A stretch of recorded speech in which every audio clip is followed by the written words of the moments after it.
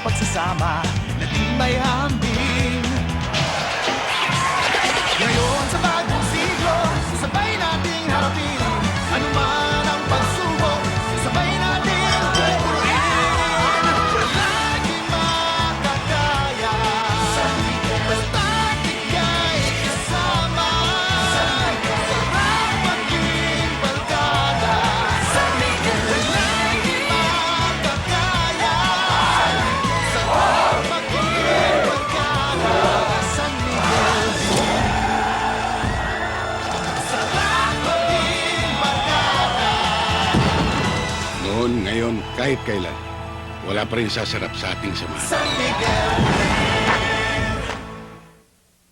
The 1999 PBA Commissioner's Cup.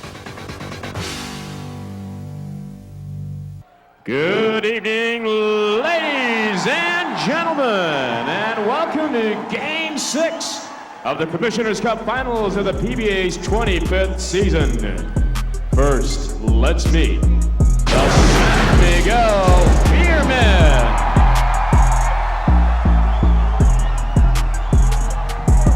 One of the few rookie agents who made the big crossover this season.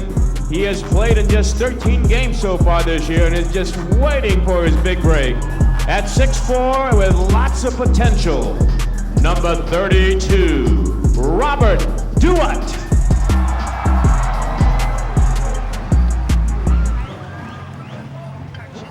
This wide-bodied frontliner has continued to keep his spot on the San Miguel roster largely because of his toughness in the shaded lane. At 6'5", number 5, Tony Padilla.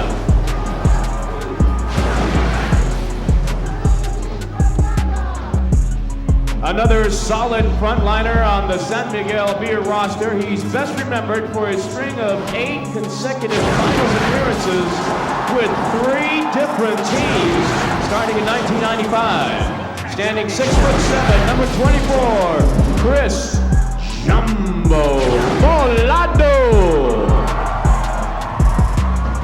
He has been named to the all-defensive team 3 times and was the PBA Press Corps Defensive Player of the Year in 1995. The pride of Hagonoy, Bulacan, number 18, 6'3", Art de la Cruz.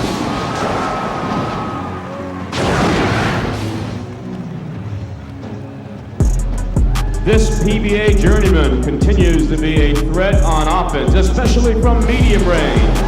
Acquired from Pop-Cola recently and stands at 6'3". Number 15, Dwight Lago.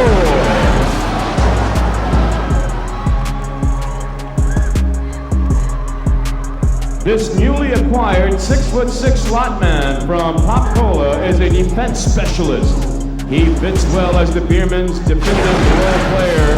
He wears jersey number 3, Nick Velasco.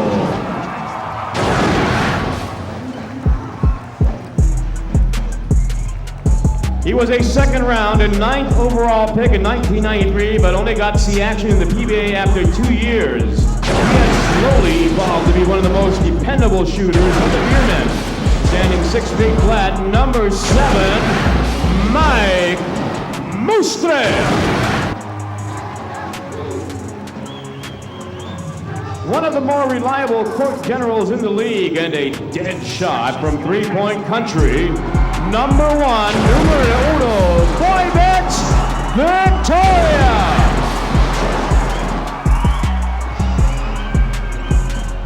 A 2-time all-defensive team member, he's a menace to many opposing teams' top scorers, whether imports or locals. The pride of Lawaan Samar, standing 6'4", Freddy Abuda.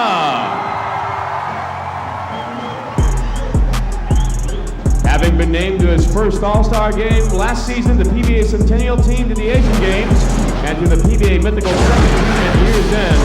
Standing 5'11", Olsen Rara Rasella.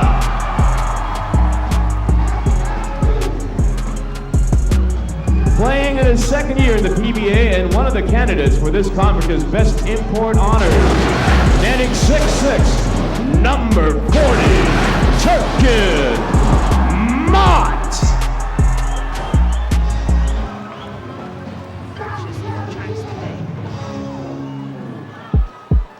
He's an unstoppable force in offense and one who has already shown us plenty of highlight film material. Standing 6'7", number 42, Danny Siegel.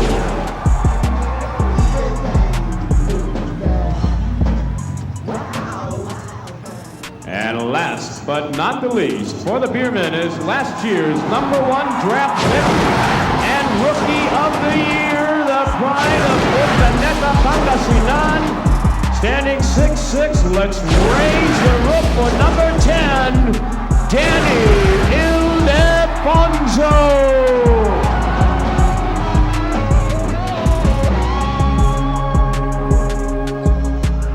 And heading the Beermen's bench is rookie coach Jong Yuchiko. Jojo Villa is assistant coach, while Alberto Villabrilla is team manager.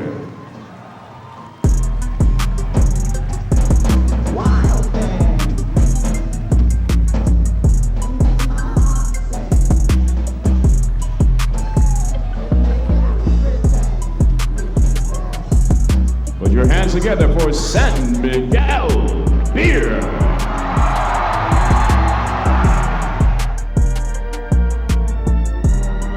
Play. Siegel pa rin. He goes up. Oh my God! Oh! Danny Siegel sending the game into overtime.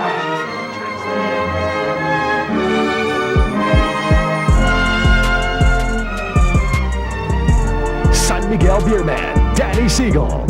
Pangalawang PBA conference pa lamang ni Danny sa kanyang rookie year. Ngunit parang veterano na ang kanyang mga kilos at diskarte.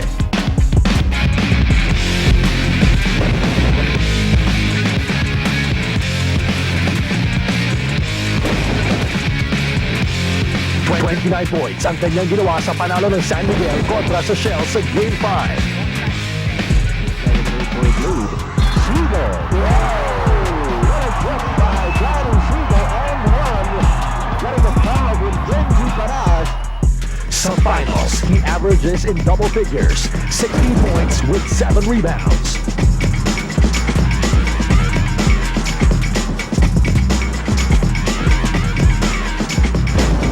Danny Siegel is on his way to the top of the PBA's list of great players. And on this side, it's going to be Danny Siegel under pressure. Just when you thought wala nang options, andun pa si Paras. Pinitin pa sa ere from the side, and Danny Siegel knocking that one down. Oh, what a game for Dynamite Danny. Oh, one of the biggest shots that he may have hit in his career dito sa PBA. Watch it again. San Miguel Beerman, Danny Siegel is our best player of the week.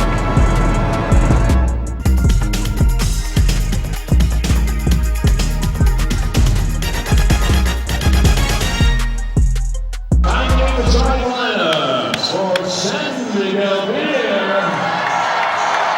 At guard, number 17, Olsen Rosella. At guard, number 42, Danny Siegel. At center, number 40, Turkin Mott. At forward, number 20. And welcome back, Philippines, sa Phil Sports Arena. Another jam-packed Coliseum today. Itong ating venue for game number 6 of the finals ng PBA Commissioner's Cup. Tinawag na po ang koponan ng San Miguel Beer ng kapasimula ng larong ito. At ngayon, MCI 105.15 starting 5s. Siguro, nakikiusap ka eh. Baka naman, sabi mo, libre na yun. Kaya hindi ka bigay. Ay, nakala ko. Kaya na, probably nga eh. Wala pa rin bigay sa akin eh. Well, mga kaibigan, this is the game that everyone has been looking forward to. Of course, kung magka-game 7 tayo, siguradong puputok at kulang. Pati Araneta Coliseum, idagdag mo, hindi ka magkakasya ang tao na gusto pumasok dito. But this is game number 6. San Miguel trying to wrap things up. Ngayong araw na ito, ang Formula Shell trying to bring it to Ito ay knockout sudden death game number 7. Unang hawak na bola sa Beermen. Napansin natin Kamang Rolly, na the start is more important to Shell, at times na mas maganda start ng Shell, mas malaki chance na nananalo sila. Etong San Miguel can come from behind, pero sa Shell kailangan mas maganda umpisa nila. Tama ka doon, Yeng. In fact, ang Formula Shell in this series has outscored San Miguel Beer 17-15 every quarter. As you take a look at his first 2 points of Kirk Mott. Slow mo na yan, brought to you by Smart Gold GSM. Sets you free. And a possible 3-point play to open up game 6. Kirk Mott, who is the only one among the 5 balik imports in this conference na hindi pa nakakatikim ng isang corona sa PBA. Malapit na siya, baka sakali. Isang kamay nakahawak na sa trofeo. Oo. Tira ni John Best, sablay, rebound ni Kirk Mott.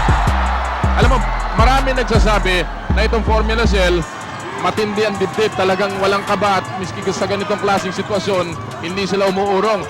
Kaya marami nagsasabi, aabot ng Game 7. Pero kung ikaw ang San Miguel Beer at ikaw si Jong Owichiko Yeng, ano ang sasabihin mo sa koponan mo para ikaw nga hindi mawala yung reputation ng Shell na gano'n? Alam mo, simple lang yan Magko-concentrate ka on one game and one game alone. This is the time, this is the championship.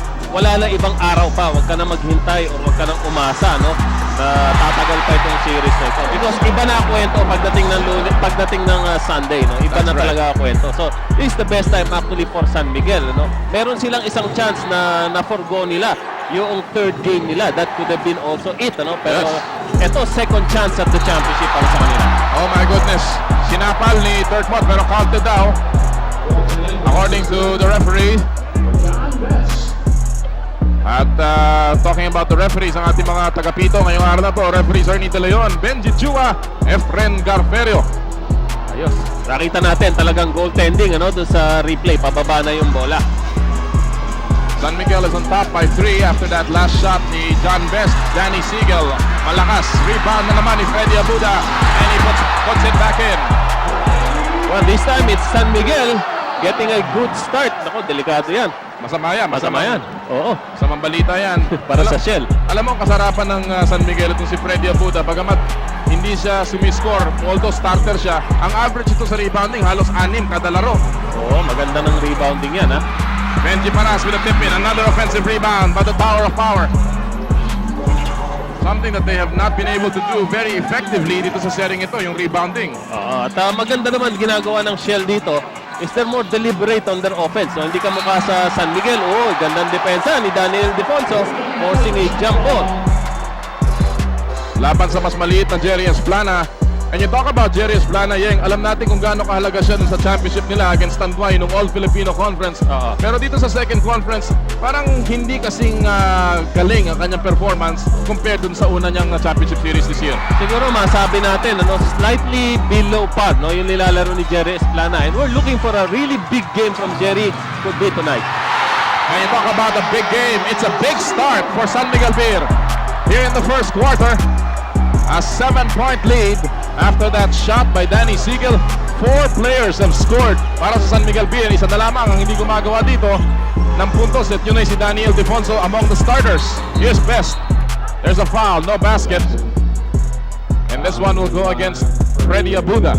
Nagiging agresibo dito si Best dahil alam niya sa talaga inaasahan in a situation where it's 9-2 and you need the points, then John Best has to provide them, Matatandaan natin, Commissioner at mga kaibigan, nung game number 5, umupo si John Best for 4 minutes at yung kanilang 59-53 lead biglang nabura at naging 68-61 yung score na yun bago muli nakahabol ang Shell. Pambihira talaga, ganun lamang ipinapakita kung gaano kahalaga si John Best sa koponan na ito. Masyado nga siya importante lalo na sa kanilang offensive options. Nung nawala siya sa loob, parang nawala ng offensive options yung Shell. Kumbaga nawala ng tatay yung pamilya, Oo. In the meantime, nabitawan ni Siegel ang bola and it will go back to Formula Shell. This is a 5-point lead for the Beermen looking for the 12th title, one short of the all-time record ng legendary Crispa Redmanizers. Inside, Jackson goes up, sapal ni Daniel Defonso. Napansin natin itong San Miguel is adopting the same style of defense. Ang nagdo-double team si Kirk Mott pa rin. Tapos si Daniel Defonso ang nagro-rotate sa loob. Samantala may 3-second violation laban kay Turk Mott as he was crowded by Chris Jackson.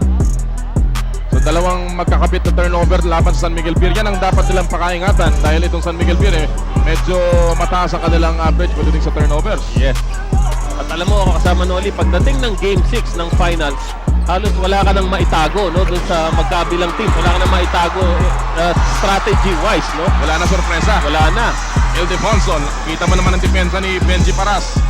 Inilabas si Sigel na agaw ni Jerry Esplana. So that's 3 turnovers in a row. Yes, mabalik tayo. Sinasabi natin, there's really nothing new here, ano, that both teams are doing. It will just depend on the consistency, no, determination of individual players. Tama yan. Puso na to. At saka, ika nga, pag nanasa. Samantala, tira sa labas. Sablay, rebound. Binigay kay Paras. Nabitawan ng Bagya, pero napulot pa rin. 7.5 remaining sa first quarter. Best goes inside. Bumaybay ng baseline. What a move. John Best with his first or second bucket of the game. 4 na puntos para kay JB. Nakabalik naman kaagad yung Shell at naidikit nila. 9-6 na ngayon. Medyo kontrolado na nila yung sarili nilang opensa. Libre si Rosella. Malakas ang tira. Jackson gets the rebound. He has been a stonewall on defense. Averaging 7 boards in this series. Libre si Paras kanina, hindi nabigyan at ngayon may illegal defense na tatawagin laban sa San Miguel Beer. Nagkaroon ng mismatch doon. Turk Mott taking on Jerry Esplana and lumutang ng konti, no, yung depensa ng San Miguel, kaya natawagan sila ng illegal defense. Yan ang isang area na laging pinakikinabangan nitong Formula Shell, yung illegal defense. Marami nga silang nakuha illegal defense dito sa series na ito. Sa Caterpa, pati yung Santa Lucia series, yun ang kanilang ginamit. Ang daming free throw doon. Yes. Samantala, tinapik ang bola pero mananatili daw ang possession sa panig ng Formula Shell. 12 seconds on their shot clock. 6:36 sa ating first quarter. What a crowd. Oo, wala tayong makitang bakante rito sa loob ng Field Sports Arena. Oh. Here's JB, laban kay Freddy. Best familiar shot off the glass, wala. Rebound, tinapik nila sila, napunta kay Turk Mott. Medyo nang gigigil na rin si John Best, no, trying to take on the offense by himself. Mas maganda siguro rito, i-involve niya muna yung kanyang mga local teammates. Yun nga masamang senyales kapag si John Best umi-score ng napakarami, parang nawawala sa flow yung kanyang mga local na kakampi, no? Well, hindi lang naman para sa Shell yan, no? Ganun din nangyayari. Turk Mott, when he gets on his offense, hindi rin na i-involve masyado yung mga locals nila. Whoa! Sinabayan ni Turk Mott.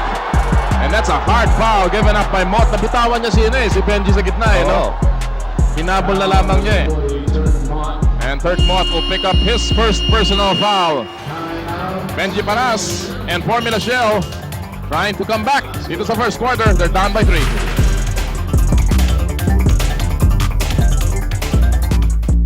Jay Mendoza, by the way, is in the game. Pinaltan niya si Chris Jackson and there's a first early foul. Laban kay Jay Mendoza. Eto na, mukhang ano tong labanang to. Itong matchup na to, mukhang madugo itong matchup na to. wag naman literal. Hindi literal. Ano yun? Figurative. Oh, yan. Ayan na. Basta nandiyan si Jay Mendoza, laging masaya ang laro. Inikot nila, libre si Rosella. Dalawa na ang ginagawa niya dyan. Ngayon pangatlo na. That has been his favorite angle. 8 points in the game, and that's the first field goal of the quarter. Abante ang San Miguel ng dalawa, 17-15. 6:55 remaining dito sa second quarter. Libre si Mendoza sa ilalim. He puts it up. High looping shot. Wala, airball din yun. Airball. Oo. Sa bagay, kung may iiwan ka at para dumobol team, kung ikaw ang San Miguel, ang talagang choice mo iwanan si Jay Mendoza. Oo. At ito si Turk Mott, medyo nagiging komiko na rin. Pinapakita niya kung paano siya tinutulak ni Jay Mendoza dun sa pagkakataon na yan. Mendoza picking up his second foul. Medyo in-exaggerate niya na para makita na gusto. And si referee Ernie De Leon is right there. Dwight Lago sitting down. Back in the game is Danny Ildefonso. Outside shot. Dynamite. Danny Siegel. PLDT long distance shot. Una yan ng ating laro. 5 points in the game for Siegel. Isa pa rin factor, naging crucial dito sa series nito, 3-point shooting. No, ngayon, pinakita na sa atin ng San Miguel. Yun, pumasok na yun kay Danny Siegel. Totoo yan, Yeng. Although alam mo, Formula Shell has a higher percentage pagdating sa 3-point shooting. Yes. Oy! Pinasa ni Turkmot, ni Marsan. Palaban yun ah. Mali. Magkamukha sila ni Mustre ng konti. Pero iba uniforme. Pero ibang uniforme niyan. Kasi ang bilis ng takbo ni Marsan, nakala niya pumapass break para sa team niya. And a shooter's bounce for the Conqueror, Victor Pablo. Saving the day, 6 points. First field goal ng Shell coming at the 5:52 mark. Ganong katagal na nawalan ng puntos ang Formula Shell. Yes, interior defense is okay, but yung sinasabi natin kanina, they're still getting good looks, around the perimeter for both teams. At yun na lamang ang sumasagip dito sa larong ito. Tira na naman sa labas. In and out, Pablo controls. Pagka ganitong perimeter shooting or outside shooting ang nagde-determine ng takbo ng laro, ang challenge talaga is on the rotation. Kailangan pagka double team mo, mabilis ka mag-recover sa rotation. Totoo yan. Ngayon, si Turk Mott na kumukuha kay John Best. Mott has 2 personal fouls. 3-point shot para kay Pablo, wala. At saka mo, wala masyadong fast break attempts dito, Yeng, ha? Yes, at both teams preparing to play deliberately. Open na naman yan. Wala rin. Malakas. Siegel, favorite angle. And he gets the basket. That's about where he made that shot to send game number 3 into overtime. Danny Siegel with 7 points in the game. Para sa Shell, 5 puntos na lamang ng San Miguel. Ang kailangan dito, parati kang nakadikit. Parati kang nakadikit pag mag-break yung iyong moral dito. At yan ang parang game plan ng Formula Shell. Alam nila yung bench ng San Miguel mas malalim. Yes. Pero if they can keep it close, they can probably steal one. Shot clock winding down. Mauubusan na naman ang oras ang Formula Shell. Well, the defense is playing its role into the second quarter. San Miguel holding Shell to just 1 field goal here in the second period.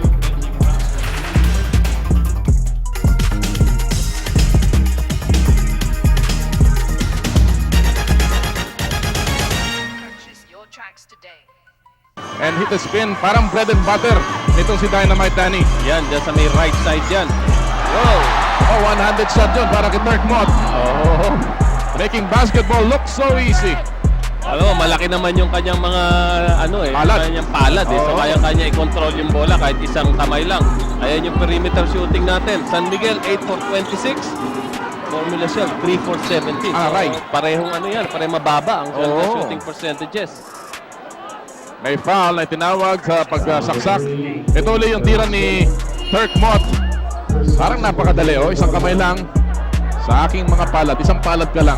That slow-mo brought to you by Smart Gold GSM. Sets you free. Nakaka-fake yun kasi hindi alam nung gumagwardya sa'yo na titira ka na pala dahil inaasahan niya 2 kamay gagamitin mo kaya hindi nakahabol si Jay Mendoza. Totoo yan. Kita mo ang depensa ng San Miguel. Swarming, triple team. And a bad pass by Victor Pablo. Pick and roll play sana pero na-anticipate ng San Miguel. Yes. Mas maganda sana kung umigtad pa ron si Benji para mas nalayo siya. Ildefonso, nabangga. Tumira ng PLDT long distance pero wala. Rebound ni Jackson. Siya na rin ang nagbaba. Ay, makita mo, meron silang mabilis na baba pero pagdating doon, pull out din nila, magse-set up din sila ng kanilang half-court game. Parang baliwala no? Oo. Uy, Lana nasa loob at pumasok ang kanyang tira. Jarius Plana now with a total of his first 2 points pala. Hindi pa pala gumagawa ito. Hindi pa, kaya nga inaasahan natin one really big game from Jerry Esplana na hindi pa nangyayari sa ngayon. Jarius Plana's average about 9 points in this series. In the meantime, Velasco's given the shot. Nick Velasco getting his first 2 points of the game, playing only in his second game bilang isang San Miguel Beer player.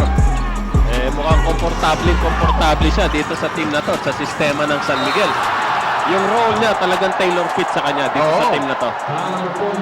Maraming nga nagsasabi as you see this last foul ni Benji Paras, the second foul. We'll talk about that one maya-maya. San Miguel still leading this second quarter by 7 points.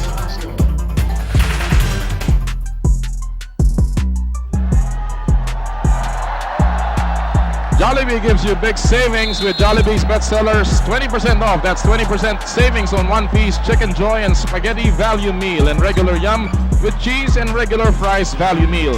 This is only until September 26, so magmadali po kayo. Yung ating Jollibee bestsellers 20% off. Atake ang San Miguel ngayon with 2:13 remaining sa second quarter. Abante sila ng 7 puntos sa kasalukuyan. Libre si Sigel sa labas. Yes, sir. PLDT long distance shot number 2 for Dynamite Danny Sigel. And again, Yeng, he is again exploding in this game. Yes, at pumapasok na naman yung kahalagahan ng mga 3-point shots dito sa larong ito. Nakalamang na po ng double digit. 10 na lamang na San Miguel dito. Hirap na hirap si John Bisky Abuda. Oo, tama ka ron. Oy, nasapan sa likod ni Ildefonso si Benji Paras. Kasi tumatawa sa kanya doon si Rosela na lamang eh. Tama, at ito yung kinokosyon natin against Shell kanina. No? Pag lumayo itong San Miguel dito, nako, maagang matatapos. Kaya masyadong tataas ang moral nila dahil alam nila konting tiis na lang yan. Kaya kailangan parati silang nakadikit dito. Mott, umangat. Naku, Turkin Mott. 9 na puntos na po si Turk Mott. 12 na ang abante ng San Miguel Beer with 1 minute and 15 remaining sa second quarter. Medyo momentum going for San Miguel. Actually, I expected a timeout from Perry Ronquillo after that shot. Pero tatimingan din niya siguro. Kaya naman, nasapal na naman. Double team ni Rosela. And they're on the attack. Hinanap na naman si Turk Mott. Naagaw ni Benji Paras yung bola. Bumalik kay Turk Mott. Nagre-reklamo pa siya. Tama, sinuwerte siya ron dahil nakatalikod siya. Ayun, may foul na ron. Talagang pinilit niya yun para makuha yung foul ni Benji Paras. And that will be number 2 now on the Tower of Power. Or number 3 rather. Number 3, naunahan pa niya sa fouls itong si Turk Mott ngayon. Ito yung kanina, Yeng, Danny Sigel, who's been up and down ang kanyang scoring in the series. Exploding here in the second quarter with his second PLDT long distance shot. He has scored 8 points in the quarter. Of Yes. course, sumunod naman yung kanyang partner, si Turk Mott. Ayan pa, nasa foul line si Turk Mott, makes his first. And we were talking about consistency, no, of the leading scorers. Naka 29 points itong si Danny Sigel, game 5. Tama yun. Ito, on his way to another good scoring night with 8 points this early. Kung re-repasuhan natin ang production ni Sigel, he had 13 in game 1, 6 points lamang nung game 2. Tapos umakatuloy sa game 3, he had 28. Then nung game 4, bumaba na naman, 7 puntos. And in game 5, he had 29. So, kung titingnan mo yung pattern na yun, dapat ngayong araw na to mababa. Dapat mababa, pero sabi nga natin, magkasabay ng dalawang sunod na yan. Nako, magandang pangitain para sa San Miguel. Magandang gabi sa inyo lahat. Kasama ko ang inyong kabalen, si Yeng Giao. Ako po si Noli Iyala. At ito po ang crowd sa loob ng Phil Sports Arena. Hindi na talaga magkamayaw tayo dito at talagang walang maupuan na ibang silya pa. Walang bakante. Sa dami ng tao at meron pa sa labas na gustong sumiksik. Ito, ginaganahan na talaga rito yung San Miguel eh. Mabuti na lang, ano, that's a momentum breaker from John Best. Patuguan yung tira ni John Best, but he gets the basket anyway, and the lead is down to 12. Rosela looking up at the game clock, it reads 19 seconds. Masyadong delikado para sa Shell, ano, ang mabigyan nila ng malaking lead itong San Miguel. Actually, sabi mo kanina, nag-worry o maaring delikado na para sa Shell talaga. I think it's more than that, ano, dito sa laban na ito pagka na-maintain sa ganito ang lead. Tama yan. Alam naman natin na ang puso ng kampiyon, pag medyo binigyan mo ng pagkakataon yan, talagang kukunin niya yan. But of course, hindi pwedeng tawaran ang puso ng Formula Shell. Lalong-lalo na sa likod ni Perry Ronquillo, who has shown perhaps the biggest champion's heart that this league has ever seen. Esplana with a game clock winding down. Tumira pa si Victor Pablo. But that'll do it. Only 6 points. Only 6 points para sa 7 points para sa Formula Shell no second quarter. And San Miguel Beer showing their defense, showing their offense. They lead by 12 pagkatapos po ng ating first half. Well, dyan lang po kayo. Hey guys, gotta help me with Kyla. Try it. I hate designer outfits.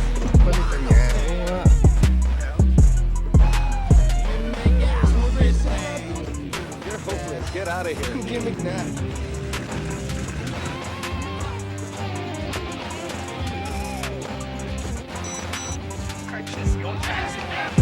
SMB.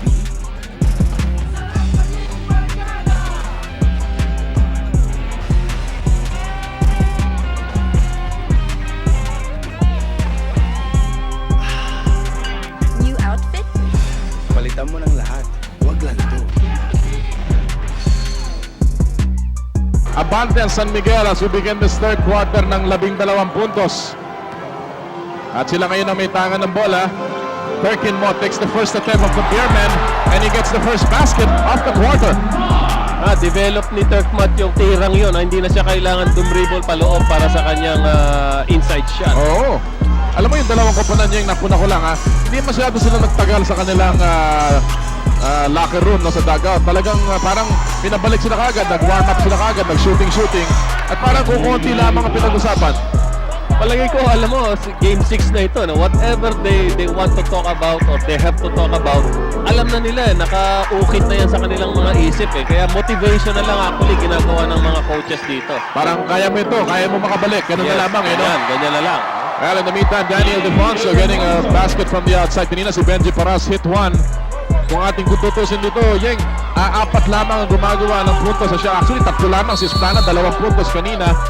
Pero the rest, hindi gumagawa dito. Si Jackson has not scored in this game. Of course, there's no production coming from the bench again mula sa Formula Shell. Alam mo, yan ang nagiging problema sa series na to eh. Pagka hindi bumalanse yung scoring mo, tapos yung kalaban mo ay kamukha nito, no? Nag-convert na sila sa outside shot. Turkmot, hindi masyadong nahihirapan dahil meron na rin siyang perimeter, no? Hindi na siya gaano na-double team dahil pag dino-double team siya, nagro-rotate sila ng bola. So mas madali talaga pumuntos para dito sa San Miguel. And that's what's happening right now. Mas scatter the production nila. Samantala, another illegal defense here. Back-to-back calls. Turkmot again. So another opportunity. So 2 puntos ito na nakukuha ng Shell in this possession na hindi sila gumagalaw. Yes. At naalala ko nung isang laro, no? Namatay sila rito, yung San Miguel, sa masyado nilang maraming ibinigay na illegal defense, lalo nung crucial minutes ng ball game na yon. I think that was game 4. Oo. Well, si John Best, sinasamantala ang pagkakataon at nakuha niya yung 2 technical free throw. Now the lead is down to 12, 37-25. A minute and a half gone by in the third quarter. Happy to have you with us, Philippines. Game number 6. Benji Paras, ang nasa harapan niya, mas maliit. Pinalobo yung tira, and Paras with 4 points in the quarter. And Formula Shell coming out strong here in the third. And alam mo, itong Formula Shell, delikadong binibigyan ito ng momentum dahil talagang pinapakinabangan ito ng gusto-gusto. At obligado sila dito, no? They must make some headway in this quarter. Kung hindi, nako, tapos na itong series natin. Mot, umangat. May foul, tatalbog, pumasok. And that will count. Dirk Mott, who was voted as the best import of this conference, showing why he is so valuable dito sa San Miguel Beer team na ito. Hindi lamang sa rebounding, he can also open up the defense with those kinds of shots. At yung slow mo na yan, brought to you by Smart Goal. GSM sets you free. Alam mo, pagka hindi mo kilala to si Turkman, parang nang-aasar eh, di ba? Parang aasarin ka doon sa mga look niya sa mukha niya eh, no? Talaga, tsaka hindi ka lang maaasar, matatakot eh. Esplana, nakalibre, yes. And Mr. Cool trying to generate a little more offense para sa Formula Shell. Especially sa backcourt. Yung itong backcourt ng Formula Shell, outscored din dito sa series ito. Alam natin si Boy Bits Victoria has been playing well off the bench. Racela, together with Danny Siegel, also playing very, very well. At si Siegel, pinomba sa ere. Isa pang in-expect din natin yan na hindi nangyayari ngayon. Ano? Games from the guards or from the outside shooters na hindi nagmamaterialize ang outside shooting ng Shell dito. Naman. Wow, magic shot. Miracle shot. Well, ang hihingi pa ng foul doon si Turkmot. Ando si Turkmot na naman sa depensa. Nasa labas si John Best.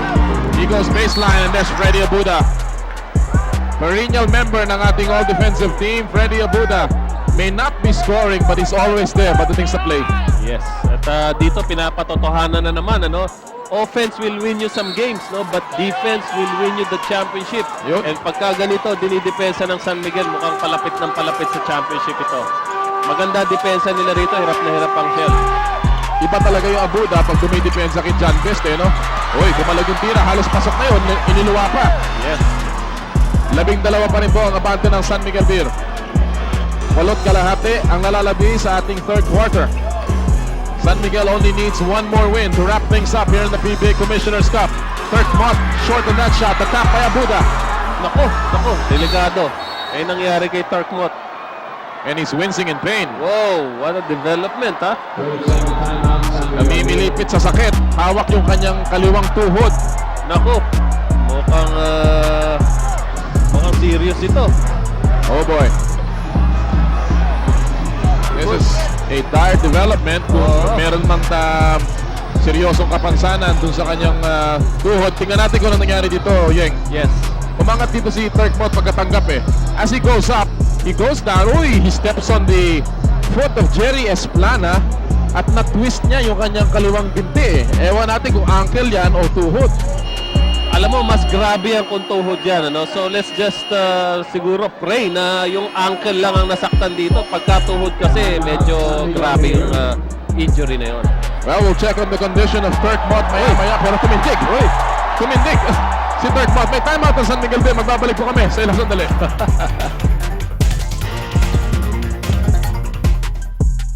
Pasok mo na si Boybits Victoria, upo si Osen Rosella.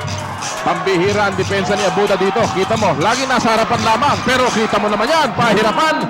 But John Best showing why he is one of the toughest imports we've seen in the PBA. But if I were San Miguel, I'll give John Best that shot anytime. Ano? Mahirap yun at he won't make that shot. But this time, si Turk Mott naman, na-master niya na yung tira Tirang niya. yun, oh, yung fall away. Oo. 23 puntos si Turk Mott. Sabi niya, bago nagpasimula itong konferensyang ito, I will average 50 points and 20 rebounds. Well, he is far from those numbers. But he is showing that his leadership, his composure, and perhaps his strength is carrying this team dito sa sering ito. Napaka-totoo niyan. Dahil ito si Turk Mott, pag pinaligiran mo to ng mga players na kamukha ni Daniel Defonso, Danny Siegel, and Olsen Rosella, lalong lumalakas talong ginaganahan. Ginaganahan talaga. Sinasabi naman niya talaga na kailangan lang na mailagay siya sa tamang team. Tama yan. Hindi kagaya ng, well, of course, pumasok ito dun sa Mobiline. Nagpasimula ang kanyang career dito sa PBA sa Mobiline. Na-trade siya this year dahil lang si Larry Robinson ng San Miguel Beer ang maglalaro naman sa Mobiline pagdating po ng ating third conference. Kaya nga pala, as we will take this opportunity na sabihin sa inyo na kung kanyo po ay may mga kaibigan kayo magmi-miss na itong coverage natin. Well, panoorin po nila ang ating exclusive day after telecast dun sa Recall at Net25. Yun pong ating PBA games. A day after telecast. It's your second and only other chance to catch the excitement. Every Monday, Thursday, and Saturday, 8:30 ng gabi, yan po sa Net25. UHF channel yata yan. Yes. Yung Net25. Siguro paalala na rin natin, ano, na we're talking about magagandang laban. Meron pong napakagandang laban sa Friday. Yes! Yung Nako! title defense ng ating kababayan, si Manny Pacquiao. Ay talagang panoorin niyo po yan dahil si Manny Pacquiao ipinangako na talagang gagawin niyang kanyang magagawa para mapanatili ang corona sa ating bansa. Yes, Friday po yun, September 17. Slightly delayed, ano, sa vintage pa rin. At, Dito rin. ang kalaban niya si Merjon 3K Battery na taga-Thailand. In the meantime in this game, a minute and 3, bad pass by John Best.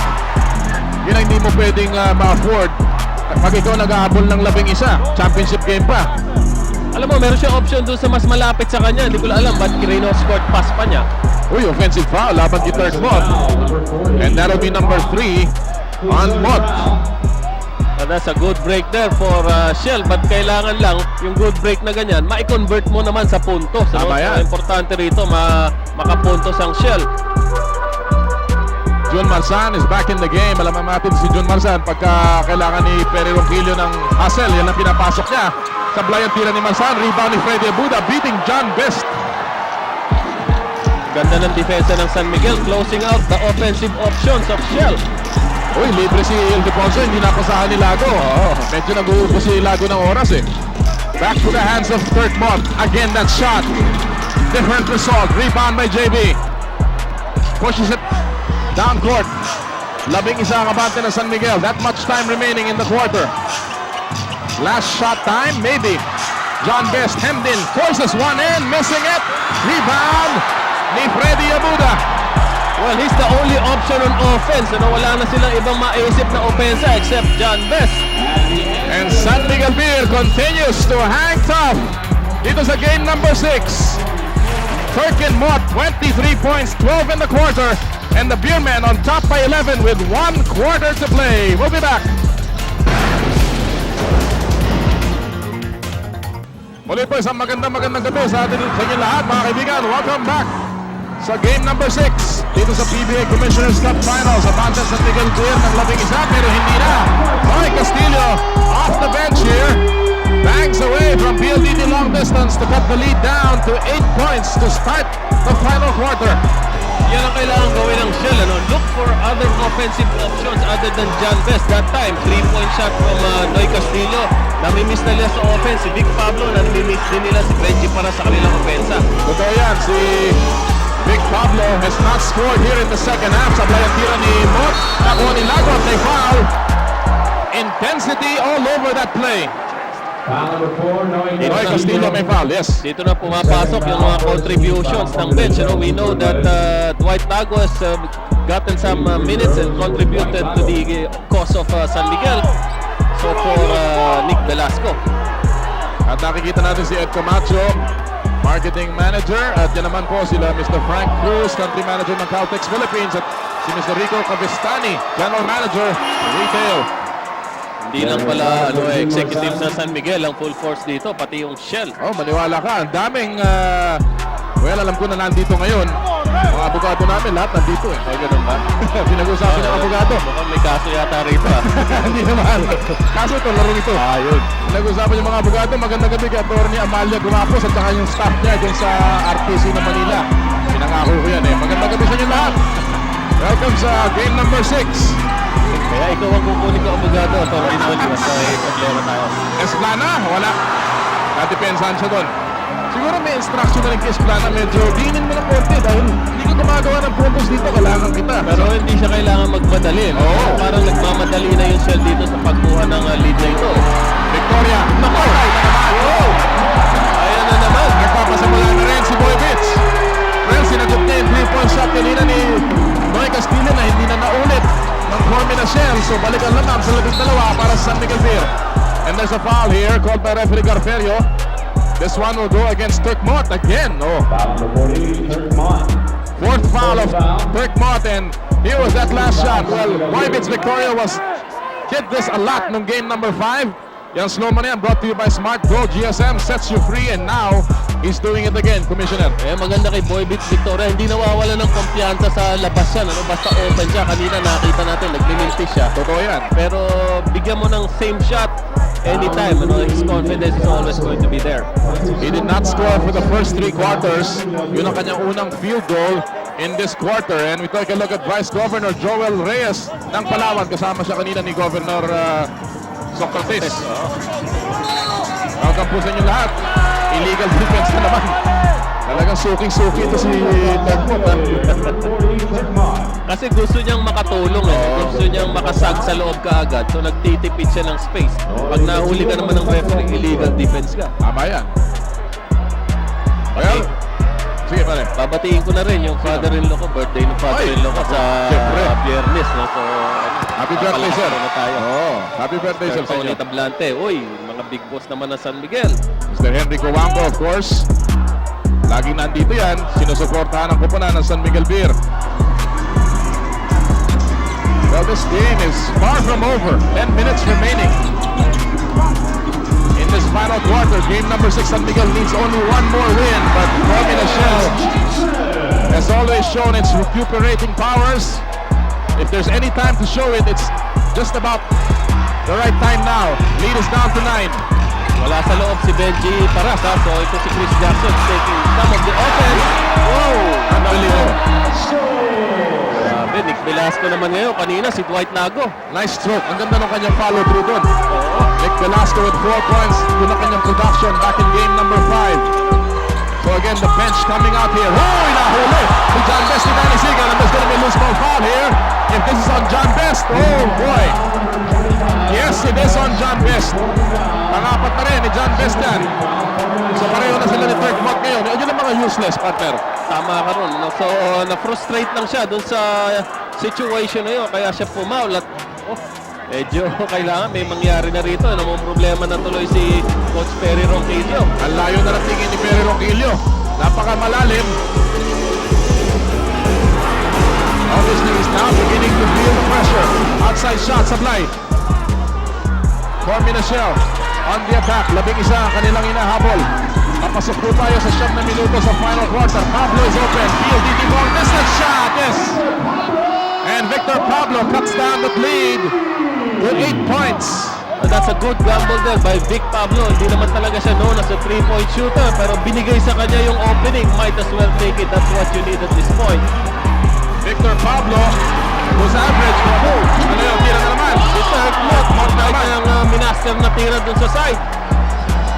Ayan, pump up pa rin si Turkmont. Sinasagot na naman ng San Miguel yung lahat na ibinibigay ng Formula Shell. Medyo nakakaamoy na sila rito eh. Oo. Parang tigre pag nakaamoy ng dugo, tuloy-tuloy na yan. Halong tumatapang. Turkmont with his usual pistols out in the game, and look at that. Oh, yes sir. Binalik naman yun. Oo, binalik naman. May lisensya kaya yun? Nampupo ang abante ng San Miguel. John Best is hemmed in. And there's a foul. Laban kay Dynamite, Danny Siegel. That'll send JB to the free throw line. Second foul is Siegel with 8 and 25 remaining in the final quarter of game number 6. Benji Paras still on the bench. You know, alam natin na medyo foul trouble siya, pero ang tanong dito is i-risk mo na ba si Benji Paras pagka ganito sitwasyon na, no? Ikaw, Yeg. Ikaw ang tatanungin ko to dahil ikaw ang coach. I-risk mo na. Siyempre. Ito na yung ano eh. Wala nang bukas kung matatalo kayo ngayon. First free throw converted. Patuloy sa ating mga bituin dito, Congressman Henry Lanot ng Lone District ng Pasig. Welcome sa inyong bayan ng superstars. Actually, tayong hino-host ni Congressman Lanot dito sa venue na to. And what a crowd we have here today. No place like home, no place like the PBA. 63-55 si Congressman Herrera ng 6th District ng Cebu, Efren Herrera. Welcome din. Talagang Daming VIPs dito. Ikaw naman, kailan ka magiging congressman? wag. Mahirap na ano yan. Mahirap na trabaho yan. Eto, si Danny Siegel. Parang tumigil yata ang negosyo sa labas ngayon. Ano naman sa PBA na. Tingin na si Turkmont Supply at nabitawan ni Lago yung rebound. Mananatili ang bola sa panig ng Formula Shell. Well, they're coming back here. Formula Shell is trying to come back with less than 8 minutes remaining in the final quarter. 63-55. 8 puntos po ang abante. Libre na naman si Victor Pablo Supply. Offensive rebound nakuha. Ibinalik kay Pablo. Sumaksak sa loob. Pinangga si Mot. And that will remain with Formula Shell. Iniswerte pa sila dahil hindi nakukuha ng San Miguel. At ngayon, si Benji Paras ay babalik sa laro. And of course, ang ating suki sa PBA, Ambassador Tony Villamor. Kaibigan niya ng Vintage Family. 7 minuto, 13 saglit. Yung itong lamang na to, 8 puntos, hindi pa to sigurado. Hindi pa, no? Medyo delikado pa yan para sa San Miguel. Si Rene Concordia. Talaga namang ang daming tao. Kulang na lang dito yung mga kaibigan ni partner ng Willie Marcial. Oh, offensive foul dito. Laban kay John Best. Naku! Oh, 5 na. Aray! Naku naman. Sos! Aray ko po. 7:05 remaining and he has 5 fouls and he is shaking his head. Napapailing na lang siya dahil nung last game, nabutan siya ng 5 fouls. Natalo sila ron. Hindi na siya pwedeng i-pull out ni Coach Perry Ronquillo dito. No? Kailangan sugal na talaga ito. Tuloy-tuloy na to. Si Benji Paras, sinusunod na rin dito. Alam naman natin si Paras, meron ding 3 personal fouls. Mot, yun na naman yung same angle. Wala. Rebound ni John Best. Gives it to Esplana. They're still down by just 8. Oh, listen to Esplana. Inilabas. Castillo pulls the trigger. Wala. Rebound ni Danny Ildefonso.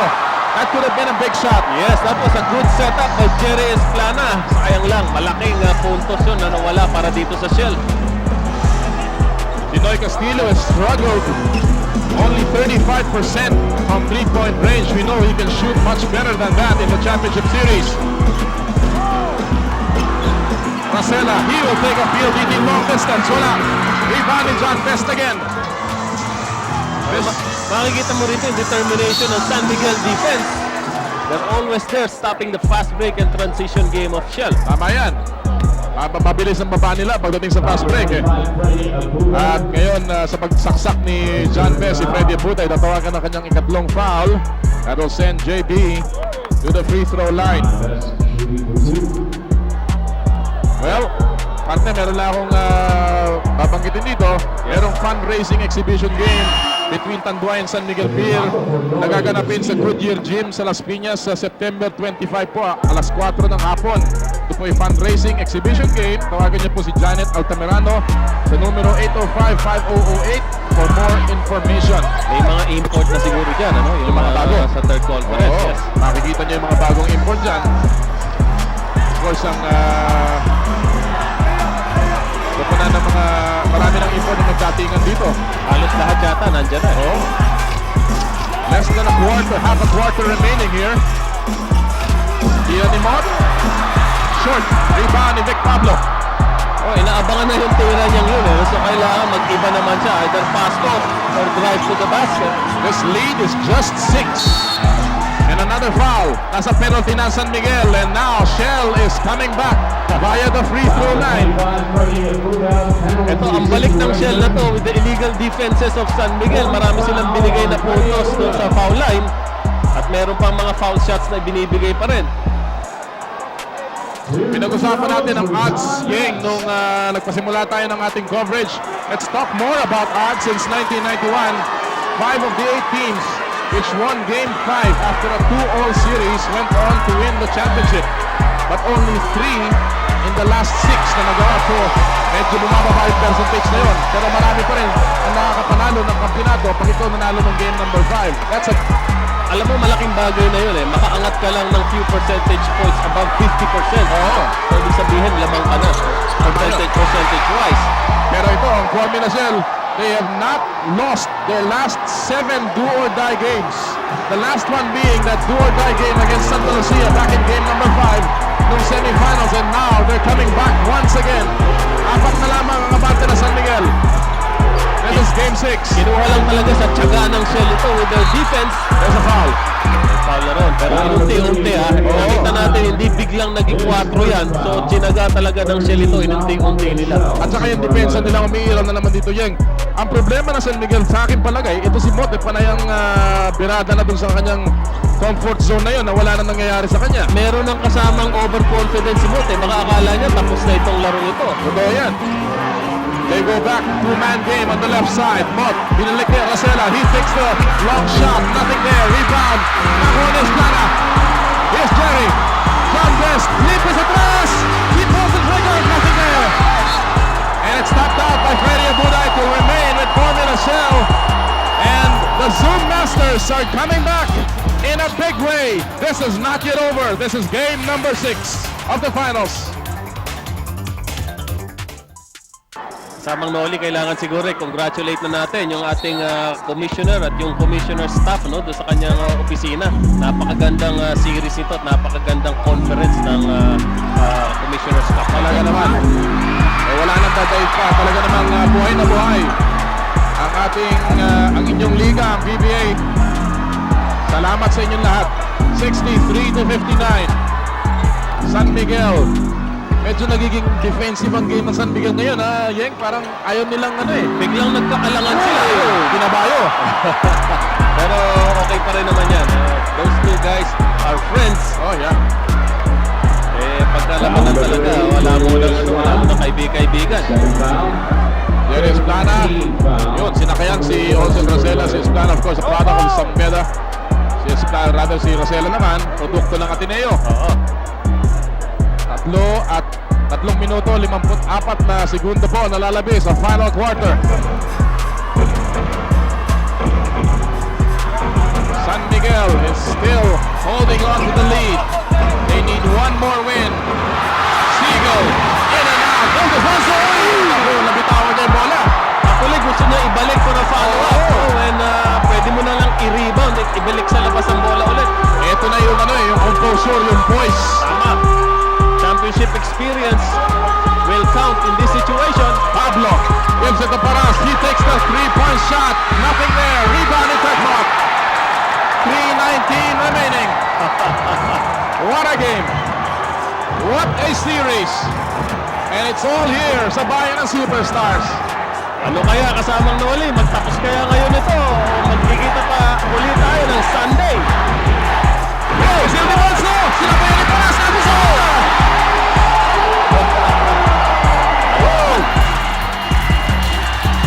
And now, San Miguel is on top by 6 with 3 minutes remaining. You're watching the PBA Finals on BTV. Diyan lang po kayo